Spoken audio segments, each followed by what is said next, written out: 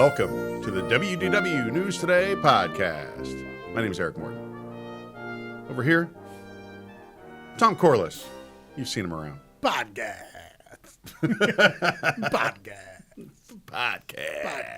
We should do like the Budweiser ads. Like that'll be the new Bud. What? Oh, you mean the what's up? Yeah, the podcast. Let's date ourselves more than we usually do on this show. Dating yourself, isn't that what you did in high school? Wow. No, I started dad joke. I got dad started jokes. this company. Yeah, I got dad jokes. All right. Anyway, our last episode was all about what's going on in a new year for Disney.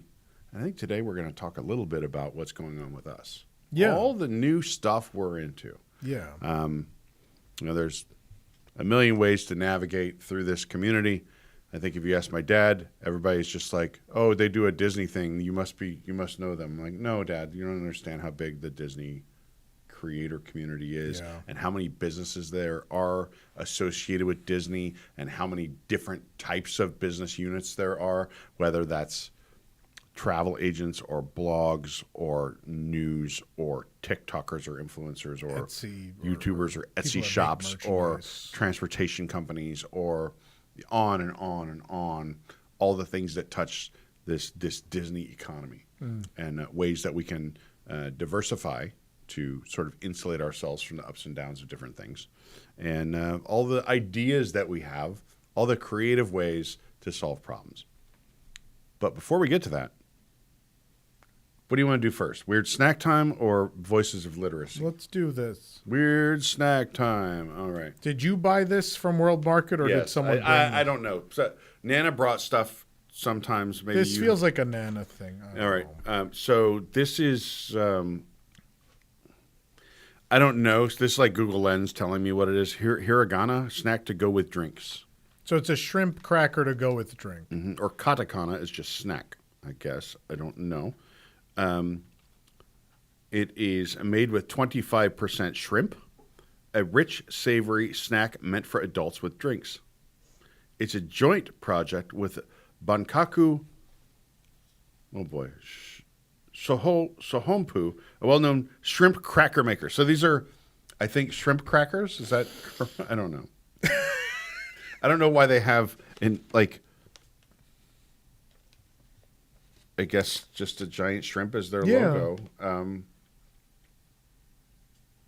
Don't overthink it. I'm not going to. It's Japan. We make shrimp chips. It's the only thing we make. Our logo is a shrimp. It's a kind of weird looking shrimp. Almost look like an insect. Yeah. I guess shrimps are kind of insects of the sea. They are. All right. Little now these look kind of like a slice of Swiss cheese. And they serve these to you in like a bar. You sit at a bar to get a beer. It's like a bar snack, yeah.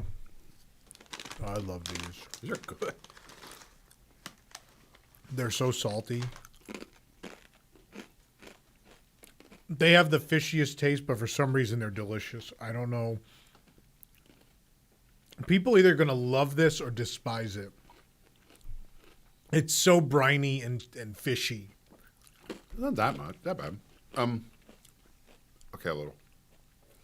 But I can picture sitting at a bar in Japan with a beer in front of you and a little bowl of these. And maybe in April. Make that happen. Maybe in April. I don't want to tease people that for our already sold out event. The Tom Corliss It's Better in Tokyo tour is already sold out. Actually oversold.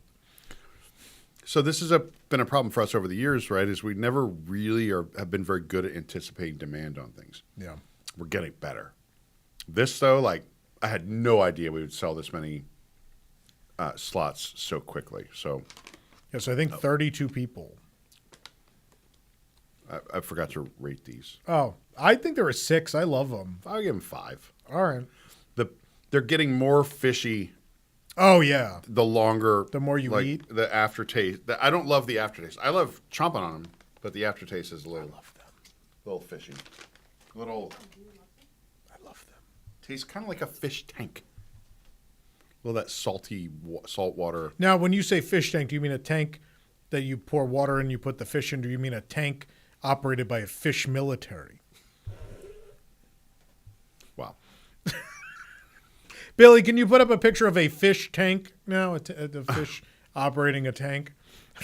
Did you see that movie Fury? Was it called Fury with Brad Fish? I don't remember. We went to this. We were in California a few weeks ago. I went for candlelight at Disneyland, and the day before we went to Newport Beach with Lee's sorority sister, who lives down there. Hello, JJ. She's wonderful. And I saw a place, and I was like, the Crab Cooker. I went there when I was a little kid with my dad. Like, boom, core memory of like going there with my dad and my brother when we were real little. And I took a picture of it, and I sent it to my dad. And my dad's like, oh, the Crab Cooker. He's like, Dad is 80 now. He's like, I would love to go there one more time. I'm like, oh, now I got to take Dad to the Crab Cooker. But you go, it is the first place you remind me of the tank. It's the first place I ever went when I was a kid that had the like live lobsters in the tank. And I was just so fascinated and like terrified of wait a minute, Dad, you pointed at a lobster and then isn't this a crab cooker? Maybe they had crabs. I don't know.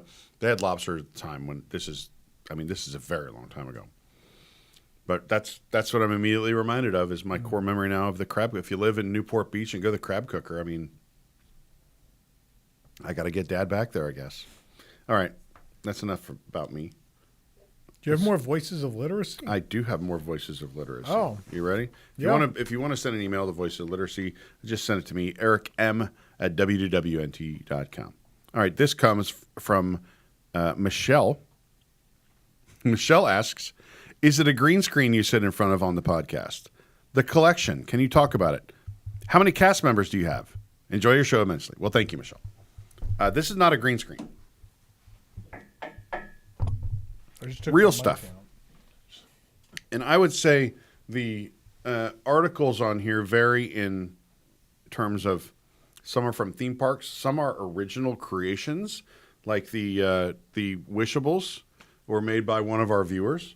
Yeah, so it's the news desk and me. I don't know if we want to switch to this camera. It's me and the news desk. Ta-da. Yeah. This touch point made by one of our viewers as well. The Gertie was made by us and sold to many of you.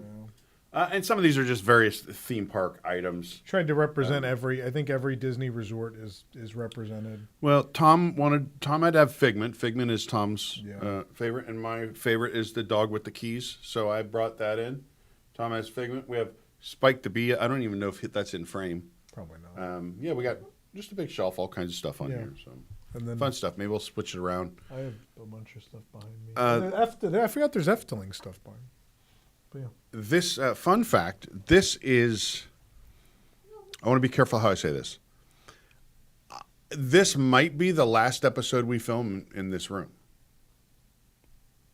Because we're going to be filming in the museum next week. And after that, we're going to be relocating, I think, the podcast studio to a different room.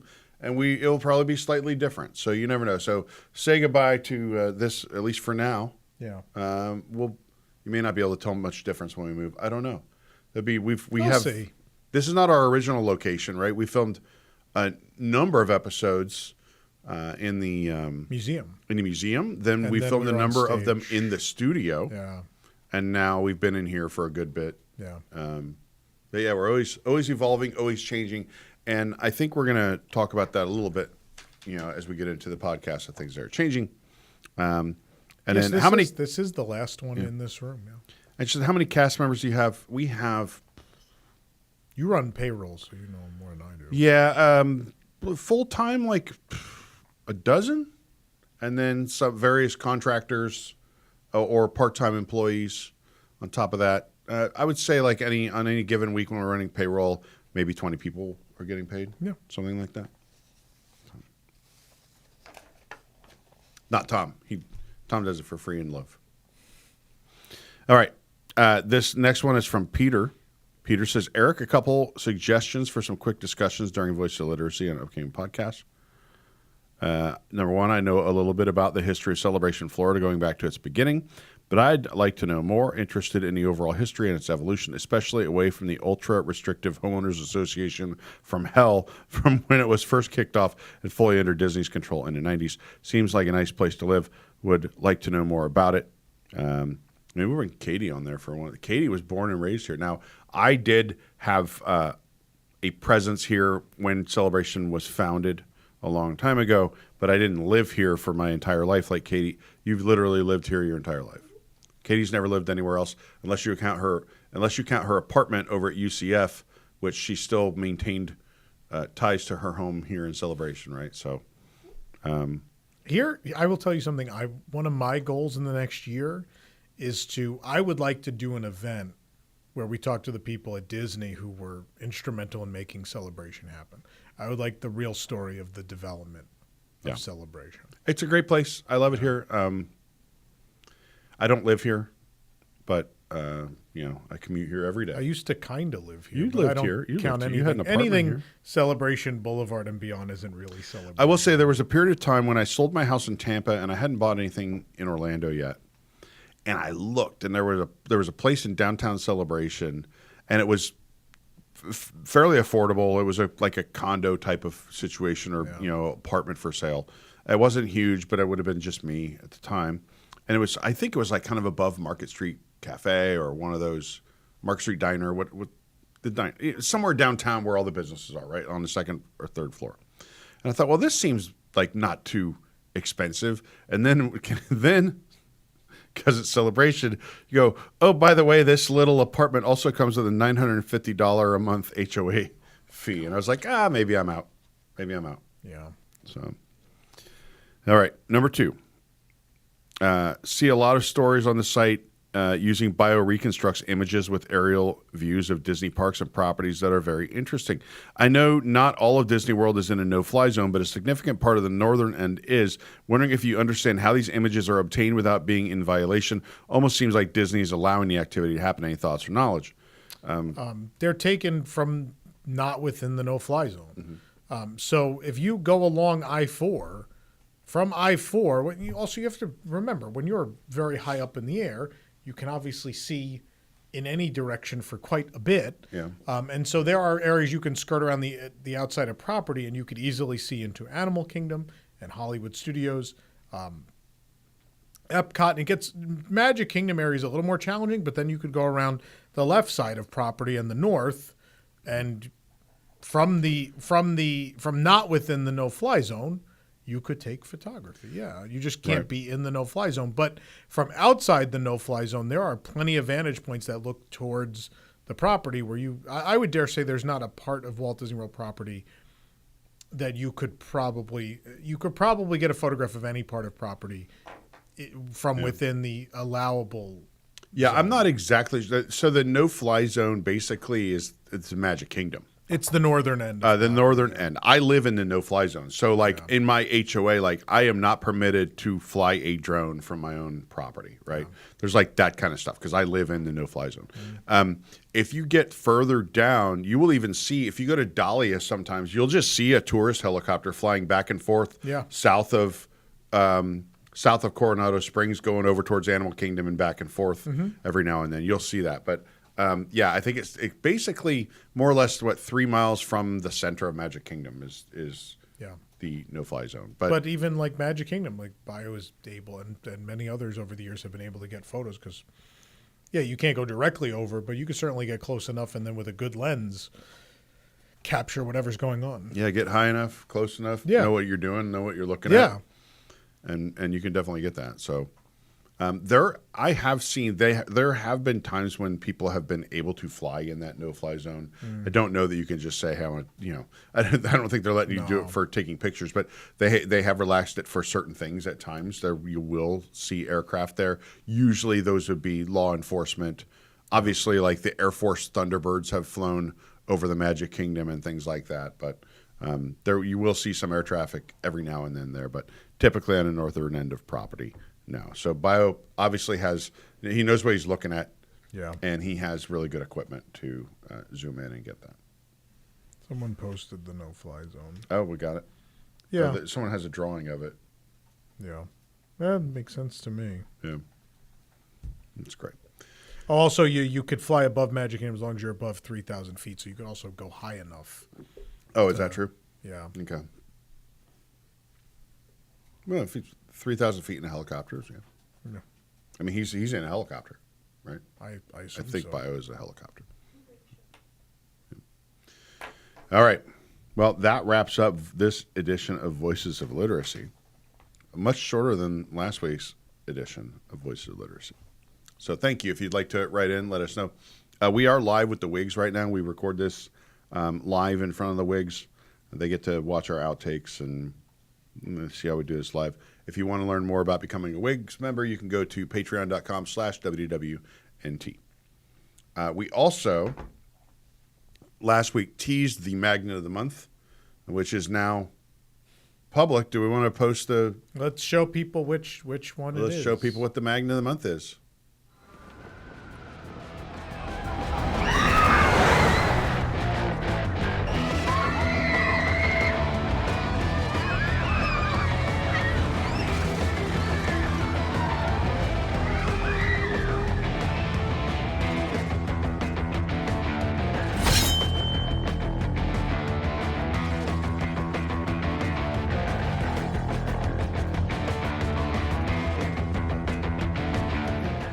Oh, wow, Eric. What a Did great you see magnet. what it was? Oh, What a cool magnet. Wow. I think we can, I'll just say what it is. It's obviously representing Rock and Roller Coaster starring Aerosmith, which is about to go away. It is the manager from Rock and Roller Coaster, and she's in the Super Stretch limo. She got to ride. Finally. She finally got to ride in the Super Stretch limo. Yeah. That's great news for her. It is. Take off the glasses. Yeah. I'm trying to be healthier this year, so I'm like scheduling all my doctor's appointments. I'm going to the eye doctor.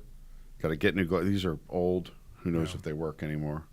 You could probably tell if you put them on. Yeah, I mean, I can see. I don't.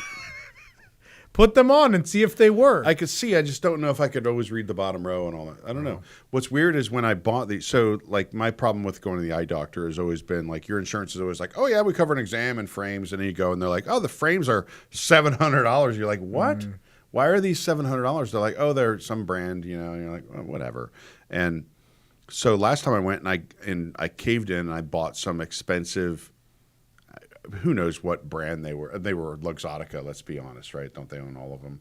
But they were branded as like Mont Blanc or something fairly expensive, and they were like clear frames. So I still have those. I don't see as well with those as I do with these. And these, I took my prescription home and put them in Zenni.com for like $70 and got these. These are actually the ones I wear more than the $500, $700, whatever the really expensive ones are that I got. Yeah, eye care kind of. It's a little bit of a scam. It's not really. You don't really have vision insurance. You really get like a vision coupon. Yeah. What? I don't want to get into this. I don't think we should get into like vision insurance. No, on this but why? podcast. Health insurance, your whole body. Why do you insure your body? Well, my eyes are part of my body. Why doesn't that count for like medical insurance? Why do my eyes and teeth not count? What if you're like went to the doctor and are like, oh well, Tom, do you have elbow insurance? Oh, that's coming out of pocket then. No, but we're suddenly like okay with like it being different for your vision and your teeth. It's so stupid. All right. I think those are the two we more often than not purchase apparatuses for or accessories, right? I mean, people at some point in their life, most people have braces, You need a knee brace. dental work done, or I mean that's fair. I don't know. I've had a splint. I've had my arm in a sling. I've had my finger in a splint. I've had a knee brace on. I've been on crutches. Like, for whatever reason, someone just decided, like, we can bilk these people for more money if we, like, spread this out, right? Let's have different businesses. But yeah. I don't know. What a scam. Anyway. I'm sorry to all the doctors. All the eye doctors, doctors and dentists out there. In the Discord asked, do sites that use his pictures pay Bio Reconstructor just have to shout him out? You give credit. Proper accreditation, which is important in reporting. But yes, he does allow everyone to use his photography. Bio loves, he for the love of the game, that's what he does. He's just really into it. It's probably really fun. I'm sure it is. I want to do that. Yeah, and it's fun. I mean, we know it's fun to have your photos shared all over the internet, so I get that part. No, I just want to be up there and like In the go be like, oh, look what I found. Tom, Yeah. look down there. You know, Yeah. like, hey, I found this thing. Absolutely. We used to do these things in Guantanamo Bay called the Yankee Flight, and it doesn't really matter what it was. But I would ride on the inside. Like I So wanna know. there were some people that were, I would just say some people are observing what's happening Yeah. in like Cuban territory. And people like me that weren't part of that group that was visually observing things would ride on the inside of the helicopter. So like picture a Huey, the ones where the door just slides open like a minivan. So I'm sitting there and I'm just looking down, looking in. And as soon as they completed that flight, they'd start going Airwolf, man. And we'd start buzzing down like by the ocean and below the cliffs and stuff. It's really awesome. Back then. That was I don't think Bio's doing that. No. We used to do the like hang from the helicopter. You ever see the people hang from the like a spy rigging where they just dangle from a rope? Oh, yeah. Like the idea is let's say you're in a jungle and you have to get extracted. A helicopter can't land, but they can drop a rope. Yeah. And then you like hook up to this rope and then the helicopter just takes off. You have like 4 or 5 guys like hanging, dangling from this rope and it takes off, flies. And they would have to get certified on doing that. And we're like, we're Marines, we're active duty. We're like, we'll be your volunteers so you can get your hours of doing this. We'll be the ones that just dangle from the helicopters. Fun way to do things. No, you don't think so? Sounds fun, yeah. I wonder if that's legal to do outside the military. Like if you could just Probably see not. a guy dangling from a helicopter flying around Disney World. All right. Someone else said ears, aka hearing aids, are also not included. Yeah. Oh yeah, they don't even include that. Like so like all these things are either it's not included. Like your glasses you're going to pay way more than what they'll be like. Oh, frames are included, and whatever the frames are, like what we used to call birth control goggles. Like nobody would actually wear them because you would repel the opposite sex with this. What was the other one? We got vision insurance. Dental insurance. And dental insurance. Put Katie to sleep. Dental is always capped, right? Dental's always like, oh yeah, don't worry, we cover the first maximum of $1,500. Asleep. Katie's asleep. You can sleep. This All right, are we good? This old man conversation? And another thing. Ziploc bags are totally reusable if you wash them, Katie. No. I'm trying to come up with old man things to say. I don't know. You don't have to buy a salt and pepper shaker. Just take them from the restaurant. That's an old man thing. Really? Oh, old people do that, yeah. Old people do that? Old people steal the salt and pepper shakers from restaurants. Yeah. The shaker? Yeah. I thought you were just talking about the little paper like... No, like the shaker. No, they don't. Yes, they do. No, they don't. Yes, it's a thing. I need the WIGS to back me up here. Come on. It's a thing. You lived in Celebration. There's never been I've never been to someone's house and their salt and pepper no shakers are something they stole No one from has a restaurant. stolen a single item ever in the history of Celebration. I didn't say no one's stolen anything ever. I don't think it's normal. Tires because people steal tires all the time. Oh, but they're from outside of Celebration, the people that take the tire. They let anybody in this town. Was it no, we don't steal? I don't know that you're... Yeah. It's a It's a victimless crime. See? Thank you. How is it a victimless crime? Theft is not victimless. something from a company. I think that's a line from Yeah, a something company where- but if There's a family movie or owns TV show where people steal the salt and pepper shaker. if a family runs a restaurant, then they're the victims. 43 and I don't steal. That's not old. I'm not talking about like 40-year-olds or 50-year-olds. I'm talking like 67. I'm not saying people don't steal. I'm just saying that doesn't make sense that that's like a stereotype. David posted the from Seinfeld. I'm an old man. I'm confused. Where he takes the books.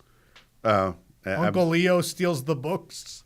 I don't know. I have a huge Seinfeld blind spot in my life. I apologize. That's a shame. I know you like We had it on for a little half bit of your last humor is night. built on is shaped by Seinfeld episodes. We and had I'm them like, on for a little bit last night while Rosanna was cooking. I put that on so my parents would be entertained.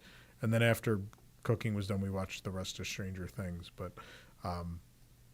we watched a little bit of Seinfeld. It's still my favorite. Is Stranger Things done? Like It's done. Or are they going to make another season of some other? I mean, it's as done as anything is nowadays, where there will be. Are they going to do reboots. offshoots and There are already spin-offs and- spin-off. There's an animated series, and then I think a live action series is in the works too. So it's not. None of these things are ever over. That's why I love the finale, but it's hard to watch the finale of anything now because you just feel like it's inevitable that it's going to come back in some way, shape, or form because it's just how things are now. It's like Johnny Depp is not playing Jack Sparrow anymore, but you're like, I wait for the day in the near future where you'll just see that announcement that's like, Johnny Depp will return in another Pirates of the Caribbean. It's just, they never, until people pass away, nothing in entertainment actually ends. And even then, sometimes it doesn't. 2026. What a year she's going to be. Year of the horse? Is that right? Snake, I thought. I thought we just finished the year. What year? Was it? I don't know. Was it the year of the snake, 2025? Oh, God, I can't even. Is this horse year? Yeah, it's horse. Oh, it's Yeah, horse. you're the horse. You're Look the at me go. horse. You're the horse. It will begin the 17th of February. Oh, it's not yet. We're still in Yeah. the year of the snake Yeah. until the 17th. Yeah. Then So, horse. but we have so much planned for this year, and there's so much changing with our business, with our company, and with our focus that it's really a lot. And I think without context, people don't understand why we make certain moves. And I think like this is our opportunity to kind of get into that a little bit. This is the one show where we could sit and talk for a prolonged period. On News Today, I tried to explain what we're doing with the channel shift, and I think even though I took 5 minutes, there were still people that were angry. They were just get to the news. And I'm like, you could just skip ahead. We have You jerk. chapters. Yeah, please. So this is an opportunity to have a show where we could actually just talk to people about what's going on for the people that are actually interested. Do we start with YouTube? We touched on the YouTube stuff. Well, we're the on last YouTube episode. right now, so we probably should talk about it. All right. So YouTube. Except if you're listening to the audio version of this, then you're not on YouTube. So not only were we like not perfectly aligned with probably where we should have been with YouTube in the past, Yeah. but YouTube also is often changing and moving the goal line on this thing. But one thing that's a constant is that YouTube wants to be able to identify who your audience is. And an audience for in-park content might be different from an audience for news, which might be different from someone who wants to look at hotel reviews and the like.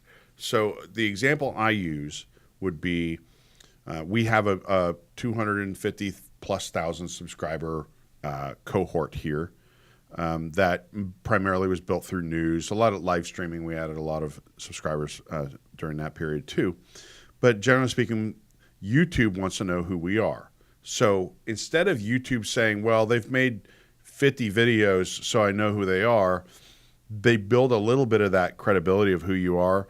But then there's also each video is judged on its own. So when you do something that is outside of that cohort, it's confused about who to distribute this content to. You used to be able to help YouTube figure that out by having subscribers because you must think these people care about stuff that they post. Yeah. And the example I use is we recently posted a video of like a Loki versus Black Panther show on the Disney Destiny. Well, to you and me, that might all be the same, right? Hey, it's Disney News. It's a new thing on a Disney Destiny. But to YouTube, it starts going, oh, look at who clicked on this. I'm going to start presenting this not to people who care about Disney or cruise ships. I'm going to do it to people who are into comic books. So all of a sudden, we're being presented to the wrong cohort. What that does is it degrades our sort of authority in that space to a certain group of people and reassigns it to people who are much less likely to care about our stuff. Yeah. So what it means is you can watch your views kind of go like this, and you'll get a spike in an area where you really didn't want to spike at the expense of the areas where you really like. We want the news channel to be primarily news. So a fireworks show, a parade, a food review, a room tour, all those things are great and important to people that care about this thing, but they are not classified as news. So overall, they can drag the channel down. At the same time, we want it to be as easy as possible for the people that want this thing to find this thing. And so you might say the easiest way for them to do that is just to go to our channel because you know who we are, you figured it out. That's not how YouTube is presenting videos to people anymore. So you might come across our stuff, but you may not. Yeah. So what we want to do then is take all of those things and put them into their own channel. So all the stuff that's an in-park experience then goes into a parade, a cavalcade, whatever, goes into this channel with the POVs of the rides and all this stuff. So that it gives a little bit more specific aim to YouTube of who wants this content. Is that a good way of describing so that? that's the first new channel is WDWNT POV, and that's where, again, those POV videos of rides, videos of shows and entertainment at the parks and the cruise line, etc., room tours, dining reviews, and vlogs are all going to go to that channel. This channel, the one you're on, if you're watching this on YouTube now, will be News Today with WDW News Today. We'll continue on. It is now only twice a week, though. It's now Monday and Thursday. And then on Saturdays, we have the WDW News Today podcast. Somewhere in between, there will be the occasional other thing, an honest review or other things we may feel appropriate for this channel. But mostly sticking to those main two programs. Yeah, so it is a little bit of a reset for this channel, but it's also this new beginning for these other channels that have to sort of, obviously through the benefit of having a large group of people who have been viewers for years, we're able to get the subscribers that we need to sort of get that channel, get some motion with that channel so that it can become its own sort of business unit. But also, watch hours, we need to build that. And right now, one thing we could do is just upload every video that's not news from this channel, which there are thousands of. Yeah.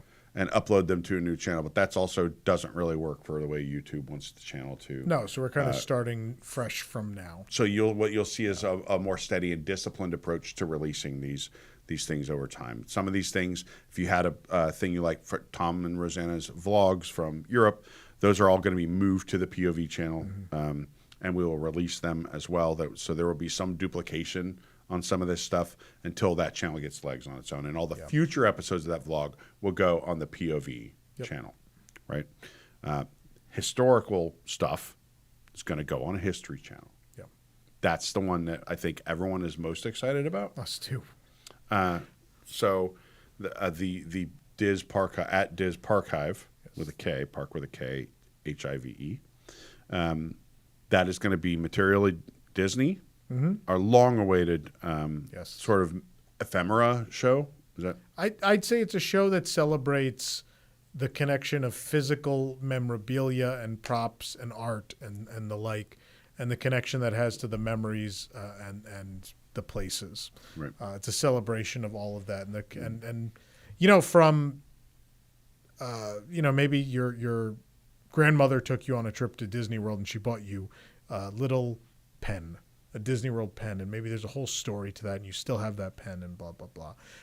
So those emotional connections there, but also maybe someone has the original art for the original concept art for Big Thunder Mountain Railroad or for Westcott Center, and what's the story there? And so it's just the magic that these items hold. Whether it's a little tchotchke that was bought on a vacation, which could mean the world to people, or it could be something as meaningful as an original prop from the theme parks that was seen by millions of people. It could be that those two ends and anything in between is what Materially Disney will be about.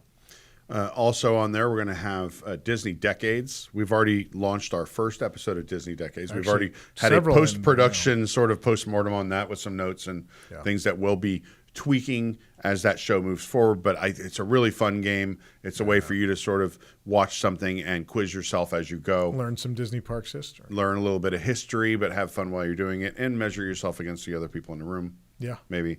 I think that one's going to be a lot of fun. I love it. That's from the moment we mocked up that game. It started on News Tonight, and it was one of the things when we knew we were going to wind News Tonight down that had to be its own show. So we're very excited about Decades. I think it's going to be a fun 15-minute diversion every Thursday, opportunity to learn. Maybe you learn 15 new things about Disney parks you didn't know before every week. Yeah.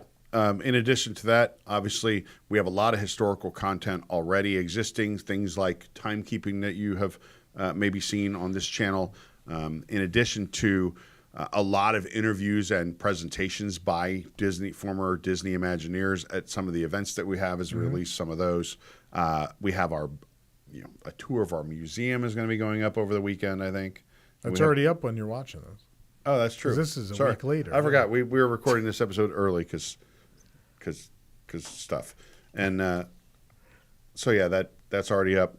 So you'll start to understand kind of how these channels all work together. Yeah. And, hopefully, obviously, our intention for this, we're a business, right? Our intention is that not only is it more clear for our audience of what they're getting when they go to the different specific channels, but also that those channels, if they have really good popular stuff, aren't dragged down by stuff that was kind of put in the wrong slot, right? Because it is a way, hopefully, if we've calculated this properly, for all those channels to thrive on their own and not to have one channel dragging down others or whatever. They can all work together. And I know it's a little confusing to say, like, well, now you guys have like 4 channels or 5 if you count Universal, but actually it makes it more clear for the people who understand what's going on and for people who have no idea who we are, that maybe you don't want history and you don't want news, you just want POV rides and room tours, right? That's a huge audience that we're missing because that gets muddied in our sort of massive channel that's full of kind of in the past has been sort of a free-for-all. So that's the rationale behind that. And that is, we've only scratched the surface of all the things that are new for us in 2026, Tom. Yeah, and there'll be new programs on this channel. There are going to be new programs on the TV channel, News Tonight.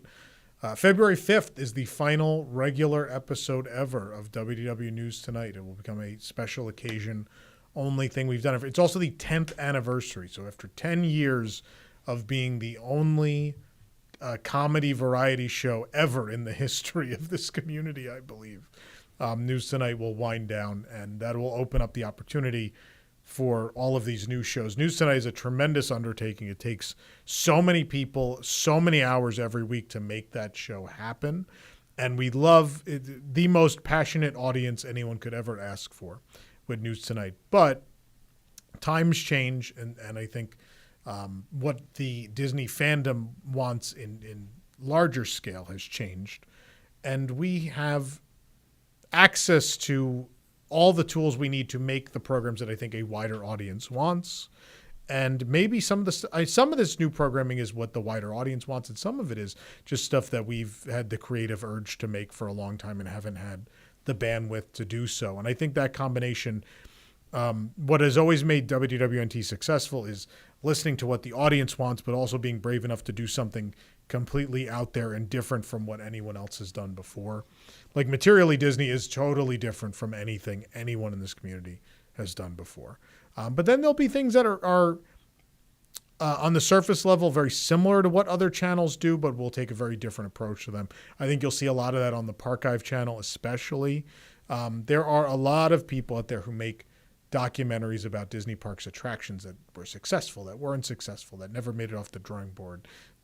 Fun facts and little tidbits. And that's not an original idea, but I think the idea of we want to tell these stories from the people that actually were in the room where it happened is a totally different take on it. I don't think anyone's ever taken the initiative to make sure all the stories are from the people who actually created the stories. And that's a big focus of that channel is putting the real stories out there and having other voices. It's not a channel where it's just Tom's voice talking over every single documentary video. It is the voices of the people who created the thing or were instrumental in making the thing happen. And then the TV channel, again, will continue to be a home for irreverent and interesting, kooky ideas that are purely entertainment. I know Nick is trying to develop into, again, its standalone thing, the mixology and cooking programs we've done as part of News Tonight in the past, developing those into their own programming. We've talked with, funny enough, some former Disney Imagineers who are artists about doing a sort of art show. There is a lot of stuff coming throughout the spring. You're going to see a lot of new programming launch, and it's going to be a time for us to test stuff out. There's no guarantee that any of this stuff will work, but you never know until you try. You never know until you let the what we see do it. know is that doing nothing wasn't an option, right? Yeah. We're leaning into doing more, and I think what people don't understand is News Tonight, while everyone loved it, is a huge effort every week, Yeah. and you hit that reset button as soon as you finish on Thursday, and it's a race to try to get this thing across the finish line. It looks simple. It's very complicated. It requires a lot of moving parts. A lot of bells have to chime at the same time, so to speak. And we thought maybe what if we took some of this time, effort, energy, and expense and spread it across a couple different things that are important to a lot of people in this community? Because right now this one sort of monster is controlling all of our time and our energy and our resources. And I think these are probably, as sad as it was for us to come to the conclusion that we might need to move on from the News Tonight concept, I think that we can really generate a lot more interest and fun with all the different things that we're going to be doing. I think we'll have stuff that will speak to way more people, and I think overall the brand, our company, will be much stronger, diversifying and doing things that speak to a wider audience. News Tonight is a wonderful idea. I love it very, very much, but I think the time has come where it's like, okay, well, here are the things that we could be doing, and maybe these things are more compelling at the end of the day. And I know that's not what the News Tonight viewers want to hear, and it's really not what I want to hear, but I think the understanding is that you can't be stagnant. This company has never been stagnant. We never are one to just sit and let things fester and just. And if the audience isn't growing, then that means that the show is not successful. The audience has to continually grow, or we need to reassess what we're doing. And if we reassess what we're doing and it's still not growing, then that show is not a show worth producing anymore. And if you look at the various arms of a business too, there's just different dials that you have to spin at different times, and times have changed, right? And I think YouTube is kind of starting to become a bigger thing. Like there are people who have made a lot of money on YouTube in the past. Yeah. It hasn't it's represented a large amount of effort with relatively little return in exchange for all that effort in the past, and part of that was because of structurally we didn't set it up to succeed. So YouTube is not the biggest chunk of our business, but it's the chunk that most people know, like where we meet people, right? This is how we engage with our audience. It has the largest growth opportunity. Like the website is, we are undoubtedly the number one most read Disney news site, Disney fan site in the world. And so like the goal is, well, we're not number one, and we're not the number one Disney YouTube channel or any of our channels or any of our shows. Look, are we the number one Disney news show? I think so. But beyond that, like the channels are not number one, and I think we would like to have the channels be number one. The channel should rise to meet the success of the website. The content is there on the website. It should be delivered to people who rather video content, who prefer video content, and deliver it to them. And I think for some people, they either A, don't know we're out there still on YouTube, or B, there is still a large audience in the YouTube segment that doesn't know about us. Look, there are people that are big, hardcore Disney fans that all they know is who their favorite TikTokers are, or who's big on Instagram or whatever, who's big on YouTube. We kind of operate in all of those spaces, and I think we need to focus on ways that all those spaces can succeed without too much cloudiness in between them. And I think it's been hard for us, right? It's hard to run an organization that is fairly large for what we do and keep focus on what we do best, because it's very easy for me to go, here's the two things I like. I want to focus on those and completely ignore the things that I don't really care as much about that need just as much care and feeding. And I think if we have some focus and divided responsibilities on how this works, I think it makes us all more successful. Yeah. And we're here to make this business a success. Outside of this realm of YouTube and website, please go subscribe to the two new channels. They're at youtube.com/@WDWNT POV and youtube.com/@DizParkhive, PARKHIVE.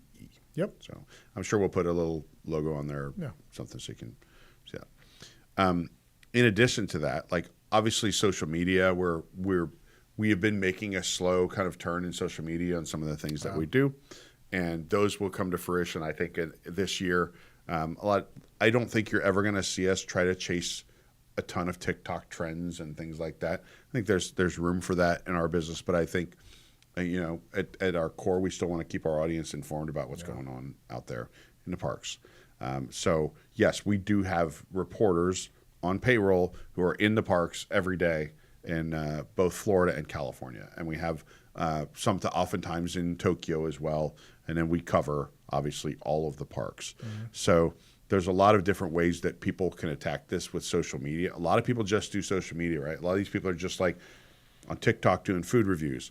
What we're doing is using social media to sort of augment the rest of our business, right? So we're never going to be the company that like all of our revenue comes from Instagram, right? We're going to use Instagram to sort of tie into maybe our YouTube content, maybe our website content, and maybe even some overlap into other business arms that we do, carousel of products. So we kind of do everything, but the goal, I think, across the board is to be the best. I mean, we want to be the best at what we do. Who doesn't? I mean, what's the point of doing something if you're not going to put your all into it? And so, part of that feeling is you always want to be better than you were the day before. In order to be better than you were the day before, you'd like to see stronger numbers the next day. And that's not true across the board with everything we do, but that's the end goal, is to be better than you were yesterday. Yeah. Speaking of carousel of products, we touched on this a little bit with the WIGS.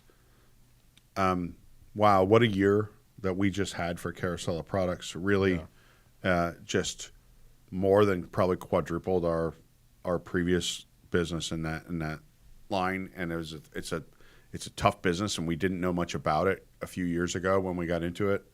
And we learned there were no shortcuts taken, right? We learned the hard way. We took our lumps with merchandise. I feel like we had early on we had a few hits, a bunch of C players and some Fs, right? And then as it went on, we got a little bit better and better, and we got more in tune. And I feel like this year is the year we really connected with what people wanted. And look, it's different than launching a YouTube channel or launching a new Instagram channel or whatever, because it's very expensive. Right? You have to buy things in order to sell them. In bulk, You have to design them from scratch. And design. We are not going to Cafe Press and slapping a logo on something and selling it to you, right? We're creating custom sort of products that look our Gertie plush that we sold, custom, right? The Galactic Lounge Singer plush, custom. Our magnets, all custom. Our inflatable 8-foot tall, 10-foot long dinosaur Gertie, custom, expensive, time consuming, and then we're working with overseas people because there aren't a lot of people here that actually do. I don't know any place in Florida to design from the ground up a giant inflatable dinosaur, right? So you're dealing with people that are far away and long timelines. So that we are planning. What we're learning is you gotta plan. Your summer has to be planned in like January. Sometimes you learn that when you're given a timeline, it's not accurate. In the case of the Intergalactic Lounge Singer, we were told it would arrive in June, and then July, and then August, and then I don't even remember when. Some of that is like you can't control some of the political stuff that happens around the world, which involves tariffs and the government shutting down and things like that. What you can't control is like how prepared you are for these things. So long lead times for this stuff, and sometimes the long lead times means a lot of time before your investment is recouped. So like trying to it then digs into the rest of the business, which is how do I build this war chest so that I can do these things I want to do. And we've joked about it before that sometimes we just want to make enough money to pay for the cool commercial for the next product. And the product exists to pay for the commercial for the next product. Right. So it's like obviously that's been a big area of growth and effort for us. I think we're like really close to like having a breakout in that business unit. And I couldn't be more excited. Pin of the month is exciting. I think it's exciting. Magnet of the month was such a big deal. I love the art for that program. And to have a pin now that matches so there's something for everybody. If you don't like a magnet, there's a pin. There's some way to take home that art, which we're very excited about. Also, I love the surprise element. The package comes and you open, you don't know who it's going to be. I love that whole element. And speaking of that, like I said, January 15th is the launch of our Pin of the Month program to match Magnet of the Month. And with that, that program is starting several months after we launched the Magnet of the Month. So there are several magnets that don't have matching pins. And so how do you resolve that? Well, the way you resolve that is by making a mystery pin set with the seven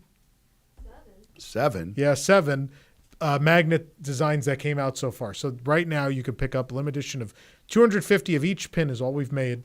Carouselproducts.com. Go pick up your mystery pin set with, it'll hold 2 of 7 designs in that box. They're $22.99, the same price as Disney's mystery boxes. But your WIGS discount does apply if you're a WIGS member. So yeah, that whole idea of the original characters with the magnets, now doing it as pins. I'm a pin guy, so I love them. They arrived recently, and I'm so excited, especially Peter Gabriel, as I mentioned last week on the show. Peter Gabriel pin, I almost cried.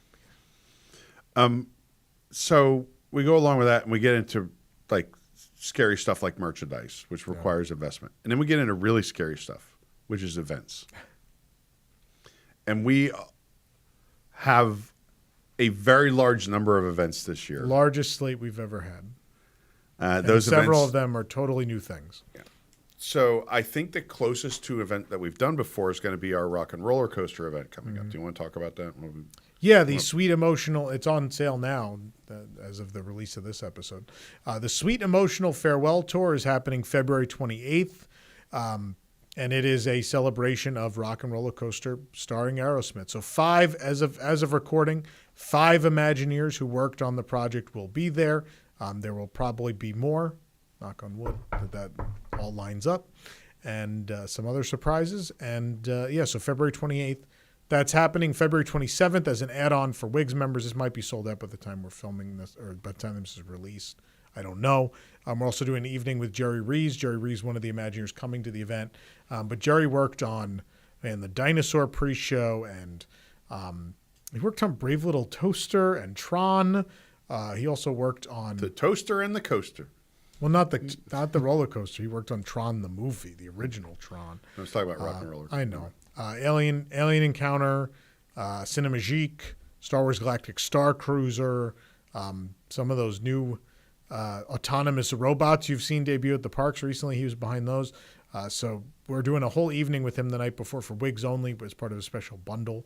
Might still be available, only 50 tickets for that category. So go to events.wdwnt.com to get your tickets now for our Sweet Emotional Farewell Tour, happening during the final weekend of Rock and Roller Coaster starring Aerosmith at Disney's Hollywood Studios. But then in a similar vein, also in May, we have something called Way Back Wed, which is our first ever annual 2-day Imagineer reunion event, which will cover all these topics that maybe a focused event would be too much. So the idea is to do a varied number of topics, kind of a fun potpourri of Disney parks history with the people that made it happen. You just skipped April.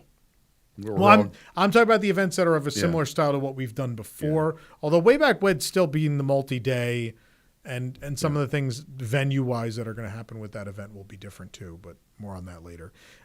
Obviously, April, we're doing our first ever Tokyo tour. It's the Tom Corliss It's Better in Tokyo tour that completely sold out within, I want to say, 2 weeks of release. It was real quick. It sold very fast. 2 or 3 weeks. Not as fast as the cruise, but it sold. No, but it was also technically was more slots than what we had for the cruise first batch, and that sold out. And so we're doing 10 days in Japan with some of our readers and viewers. Completely sold out. And then you've never been will be your first time. And on top of that, then we released the cruise, the History on the High Seas, a WDWNT cruise for September. And that sold out in a weekend. 25 staterooms gone in a weekend. As of recording, we were talking to Disney about extending or expanding the room block. I tend to believe that's going to happen. By the time you're watching this, there's probably more staterooms available, but maybe they sold out again. So who knows? But all these events you could find at events.wdwnt.com. And then something completely different from all of those is Main Street Marketplace, which is taking place the same dates as the D23 event in Anaheim. And it's, in fact, right across the walkway, right across the street at the Anaheim Marriott. And it's 3 days of the largest ever, it's the biggest ever Disney fan sale and convention. that's ever been done outside the Walt Disney Company. They've never been attempted before. In conjunction with our friends at Pink a la Mode, who are hosting the pin trading side of it, where there are trading tables and vendors on that side. But then we have the very large vendor space with hundreds of vendors, also special appearances by former Disney Imagineers and Disney celebrities and so on and so forth. Our own original programming is part of it. It's a very big and ambitious and exciting thing coming up August 14th, 15th, and 16th in Anaheim. Crazy. That is the crazy one. That's the biggest thing. I'm so excited about the other ones, but the mainstream marketplace is the biggest thing we've ever done as a company, bar none. I'm going to just like wear a heart monitor and share every day with all the WIGS members, like Eric's heart monitor data from today as we plan this event, that event, all the new channels, all the new things that are going on. I can't even keep track of everything. It's a big year. It's a very busy, big year. We got the big chunks. I mean, there are changes under the hood on the website, but we don't talk about those when they happen. But talk about them when they happen. That's kind of what's cooking for the year, though, and it feels like we got through that very quickly. But there's an awful It's lot. very easy to talk about it and much harder to execute it. Yeah, and so that's aside from continuing to produce this podcast consistently. We have our 100th episode coming up in the not too distant future. And all the news, Obviously, which is the main all the focus of the news. company. And just because someone made a comment about it on Facebook, we're not going to reduce the amount of news that you're getting. We're reducing the amount of episodes, right? You're probably still there gonna have won't the be same less stories. volume of stories. They'll, in fact, probably, like the Thursday show will be probably a little longer than the Wednesday and Friday shows usually are. Because we found that the Friday show was always the weakest of the week. It was always the one with the least views. Friday was just not a day people wanted to watch news. And so we realized like midweek is good. If we do Monday and Wednesday, it leaves too big of a gap in the news week. And so we landed on Thursday, especially since News Tonight, which has been our Thursday staple for 10 years, is going away. Thursday's wide open. Why not do Thursdays? Also now focused on a somewhere around a 3 p.m. release time, Monday and Thursday with those. And this show's 10 a.m. on Saturday. I think when you look at the effort that it takes to get all the people that are involved in getting News Today across the line, which we have to bring have to schedule Katie to be here in the studio. Tom has to be here a certain time. We got to get the script done. We got to get the lighting done. Yeah. You get them recording an episode, and then you got to come back because a new story broke. Then you got to get it to the editors, and there's a lot of balls in the air with that. So doing 2 episodes instead of 3 does save us a lot of effort, even though it's the same amount of news. Yeah. Right. So I hope that makes sense. The only real effort, it's one less day the editor has to sit there and do that particular program. But the way it worked out, Billy, who edits News Today, is now also editing Universal Parks News Today. Yeah. That News Today program, which is a Saturday release on that channel. So Billy will still have 3 news shows to edit a week. Yeah. I still think that the problem then is we had 3 episodes a week, and 2 of them had a pretty good return normally, and the Friday episode usually was dead on arrival. People missed it. Right. So. And then people would come to the show Monday and Wednesday and say, oh, you guys didn't talk about blah, blah, blah. And I was like, we did. We talked about it on the Friday show. You didn't watch. And then they never reply again to that. They never reply again because it's like, oh. Well, we want to make sure you don't miss it. We want to make sure, I don't know what your subscription or notification settings are. And it's about fighting the YouTube algorithm. And that algorithm is all about being suggested. It's all about suggesting to people that they should watch your video, that you show up in the sidebar or on that front page when they first come into YouTube, or that you autoplay next after what they're watching now. And that's the fight. That's why a lot of those changes are happening, and we want to make sure that we get suggested, because a lot of work goes into these things, and we want them to have the biggest audience that's possible for them. Yep, that's how it works. And when you figure out, all the time, effort, and energy that goes into it, I think we can do a better job doing it Monday and Thursday. And honestly, sometimes when we go Monday, Wednesday, and Friday, math says that one of those episodes isn't going to be as interesting because there's just not as much news. There's just not a whole lot going on. So I think this makes more sense for our audience, and I think it makes more sense for us. And there's going to be a couple weeks a year where it's going to be a lot, because that extra day of news is going to make some of those shows. Like there are probably like 4 to 6 weeks a year where Disney decides like, oh, everything is being announced or changed. As our writers say and editors say, that sometimes Disney wakes up and chooses violence. Yeah. And so when they choose violence, with 2 shows a week and not 3, you're going to end up with, instead of, 3 25-minute episodes, you're going to end up with 2 40 to 50-minute episodes, which is what's likely. You know how many bottles of water I'll go through covering? Like, Katie will tell you, I go through like a bottle of water doing an episode of the news, and 50 minutes and my mouth is going to be. It'll also open up some production time in the studio so we could film several of those other programs we just talked about that are coming online. And it frees up a little bit of your mental ability to create. Yeah. Right. I mean, that's the reality, is you only have so much bandwidth. I hope this helps everybody kind of understand what's coming up this year for us as a company, and the rationale behind some of these changes. I know Tom had explained it on News Today, but in a more abridged fashion, we go a little deeper and talk about these things. The 5 minutes I'm allowed by the audience. Yeah. And look, some people want to know these things, some people don't, but we figured we owed it to you to explain in very, very frank terms what we're doing and why, and just be honest with you of what's happening. We're doing it to optimize this thing for our viewers and for ourselves. And hopefully that leads to positive outcomes for all of us. Yeah.